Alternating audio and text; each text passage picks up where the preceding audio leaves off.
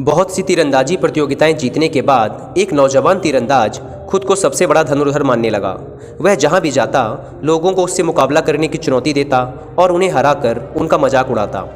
एक बार उसने एक प्रसिद्ध जैन मास्टर को चुनौती देने का फैसला किया और सुबह सुबह पहाड़ों के बीच स्थित उनके मठ पर जा पहुंचा।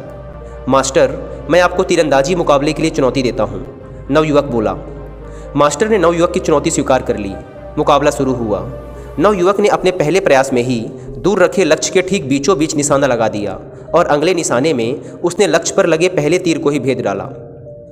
अपनी योग्यता पर घमंड करते हुए नवयुवक बोला, कहिए मास्टर, क्या आप इससे बेहतर करके दिखा सकते हैं? यदि हाँ तो करके दिखाइए, यदि नहीं तो हार मान जाइए। मास्टर बोले, पुत्र मेरे पीछे आओ। मास्टर चलते चलते एक खतरनाक खाई के पास पहुंच गए। नवयुवक यह सब देखकर कुछ घबराया और बोला, मास्टर, ये आप मुझे कहाँ लेकर जा रहे हैं? मास्टर बोले, घबराओ मत पुत्र, हम लगभग पहुँच ही गए, बस अब हमें इस जर्जर पुल के बीचों बीच जाना है। नवयुवक ने देखा कि दो पहाड़ियों को जोड़ने के लिए किसी ने लकड़ी के एक कामचलाऊ पुल का निर्माण किया था और मास्टर उसी पर जाने की बात कह रहे थे। मास्टर पुल के बीचों बीच पहुँचे, कमान से तीर निकाला और दूर एक पेड़ के तने पर सटीक निशाना लगाया। निशाना लगाने के बाद मास्टर बोले, आओ पुत्र, अब तुम भी उसी पेड़ पर निशाना लगाकर अपनी दक्षता सिद्ध करो।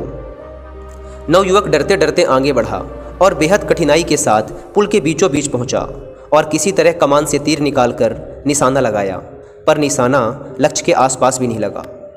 नवयुवक निराश हो गया और अपनी हार स्वीकार कर ली।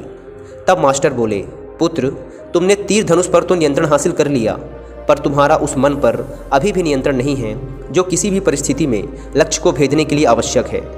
पुत्र, इस बात को हमेशा ध्यान में रखो कि जब तक मनुष्य के अंदर सीखने की जिज्ञासा है तब तक उसके ज्ञान में वृद्धि होती है, लेकिन जब उसके अंदर सर्वश्रेष्ठ होने का अहंकार आ जाता है तभी से उसका पतन प्रारंभ हो जाता है।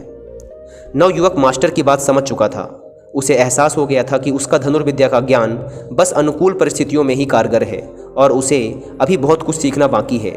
उसने तत्काल ही अपने अहंकार के लिए मास्टर से क्षमा मांगी और सदा एक शिष्य की तरह सीखने और अपने ज्ञान पर घमंड ना करने की कसम खाई।